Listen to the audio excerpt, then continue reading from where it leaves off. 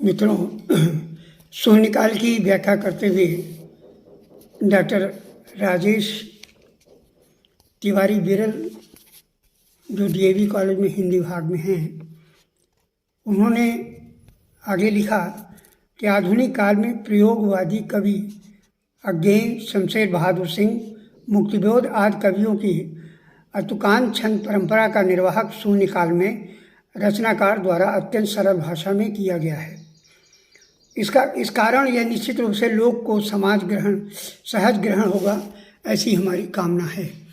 शून्यकाल की रचनाएं निसंदेह की राकेश की मानस प्रसूत स्फुलिंग है, किंतु इसके शब्द रूप में लोक में पुस्तकाकार होने की यात्रा में इसकी भूमिका को नकारा कवि के प्रति और भूमिकाकार के प्रति अन्याय होगा। डॉक्टर सुशील राकेश के पट शिष्य कवि डॉक्टर कृष्णकांत दुबे, जिनमें कवि डॉक्टर राकेश गुरु रूप में कांत ने उनकी भव्य भूमिका का प्रणयन किया है। पंथ के पल्लव की लंबी भूमिका के बाद इतनी सुदीर्घ 93 पृष्ठ भूमिका पहली बार देखने को मिली है। भूमिका लेखन के इसमें धर्म, दर्शन, अध्यात्म के साथ साथ साहित्य के विविध काव्योपांग, यात्रा, सूफी मत, संत मत आदि का विचार विवेचन करते हुए शून्यकाल का परिचय कराया गया है। ये उनकी समीक्षा थी शून्यकाल की, जो डॉक्टर राजेश तिवारी विरल ने इसको व्यक्त किया है। आइए मैं फिर एक शून्यकाल से ही एक कविता आपको सुनाता हूँ, शायद आपको ये कविता पसंद आएगी। उस कविता का शीर्षक है नेत्रशाला। कविता का शीर्षक है नेत्रशाला। मेरी नेत्रशाला में पहुंचकर नन्ही नन्ही छरहरी बूंदों वाला बादल अपने जल वर्षीय स्वभाव के कारण मुझे आहत करता है। मेरी नेत्रशाला में पहुंचकर नन्ही नन्ही छरहरी बूंदों वाला बादल अपने जलवर्षी स्वभाव के कारण मुझे आहत करता है, और तुम्हारे रंग बिरंगे लीला सुख पहुंचाने वाले नटखटपन के प्रतिबिंबों को भद्दा, बेसुध, रंगहीन, गंधहीन करते हुए किसी अन्य पगडंडी पर सरक जाता है। मैं सोचता हूँ कि आखिर मेरी जर्जरता का प्रेरक है या कि स्मृति छाया को मिटाने पर तुला है। यह क्यों सतत गति के दंड रथ पर बैठा धुएं की ओर इंगित कर रहा है। देखिए फिर से, मैं सोचता हूँ आखिर ये मेरी जर्जरता का प्रेरक है या कि स्मृति छाया को मिटाने पर तुला है। ये क्यों सतत गति के दंड रथ पर बैठा धुएं की ओर इंगित कर रहा है।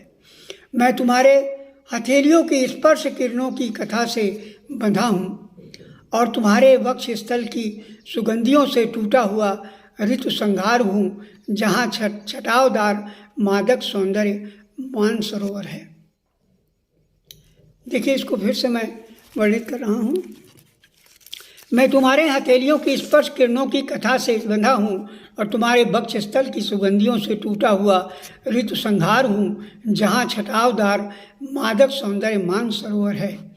मैं उसी में पला बड़ा पोसा गया बेला के पुष्प गुच्छों से झुका हुआ लाज के मारे मौन निमंत्रण स्वीकार कर अपनी पहचान के लिए तुम्हारे अहाते के रंग बिरंगे तोरण द्वार को सजाने में उद्यत हूँ कि तुम कभी लौट आओगे। स्वीकार कर अपनी पहचान के लिए तुम्हारे अहाते के रंग बिरंगे तोरण द्वार को सजाने में उद्यत हूँ कि तुम कभी लौट आओगे। इसलिए सारे अंगराग में मीठी चहचहाहट ध्वनित हो रही है। अधीर हो गया है मेरा हृदय। मेहंदी और चांदनी की बढ़ती हुई वस्तु ध्वनि तुम्हारी आंखें फेर लेने पर शोकाकुल कर रही हैं मुझे। उनकी केवल कर्तव्य ध्वनि का समाधान सुनाई दे रहा है। ये समाधान तूफान की तरह छा गया है। भयाक्रांत हूँ कि कहीं हवा के रथ पर बैठकर तुम्हें और मेरे संबंधों को तहस नहस न कर दे ये नन्ही बूंदें, या कि मेरे साथ न रह जाए मात्र तुम्हारे स्मृतियों की छरहरी बूंदें। आगे देखिए, या कि मेरी दृष्टि पथ क्षीण हो गया है, ये जान लो कि तुमसे दूर होकर टिमटिमाते हुए जुगनों की पंक्ति भी नहीं कहलाऊंगा। गाढ़े व्यथा से बूझिल मैं स्वल्प भाषणी होकर भी अपना ही समझना। मेरा आर्द्र तत्व तुम्हें मधुरता प्रदान करेगा, रहा तुमसे भी नहीं जाता होगा। मेरे दोस्त, तुम समरसता के पाठ हो, ये स्वीकारता हूँ, किंतु बातों को सुनने के लिए मुझे ही मेरे आर्द्र हृदय को क्यों छोड़ देते हो, क्यों छोड़ देते हैं लोग। देखिए, इसको फिर से मैं पढ़ रहा हूँ। या कि मेरी दृष्टि पथ क्षीण हो गया है, ये जान लो कि तुमसे दूर होकर टिमटिमाते हुए जुगनों की पंक्ति भी नहीं कहलाऊंगा। गाढ़े व्यथा से बोझिल मैं स्वल्प भाषणी होकर भी अपना ही समझना। मेरा आर्त तत्व तुम्हें मधुरता प्रदान करेगा, रहा तुमसे भी नहीं जाता होगा। मेरे दोस्त, तुम समरसता के पाठ हो, ये स्वीकारता हूँ, किंतु बातों को सुनने के लिए मुझे ही मेरे हार्द हृदय को क्यों छोड़ देते हो लोग। और अंत में है, मैं करुण रस का दूत प्रेक्षण हूँ, नेत्रशाला में बंधी हुई मनोबथा से फूट कर उमड़ आया जलद विग्रह की जाली वाले वातायन में इधर से तुम्हारे यादों की किरणावलियों को आना कठिन है। दुर्लभ है वह क्षण, इतना ही प्रार्थना समीचीन होगी, किंतु स्वप्न के अमरकोश में आकर भुजाओं का गाढ़ा लिंगन एक बार दे दो।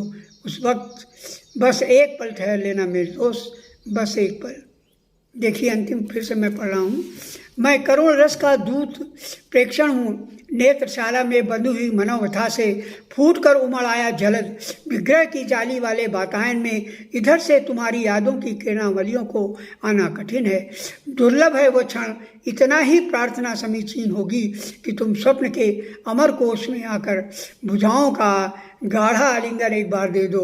उस वक्त बस एक पल ठहर लेना मेरे दोस्त, बस एक पल।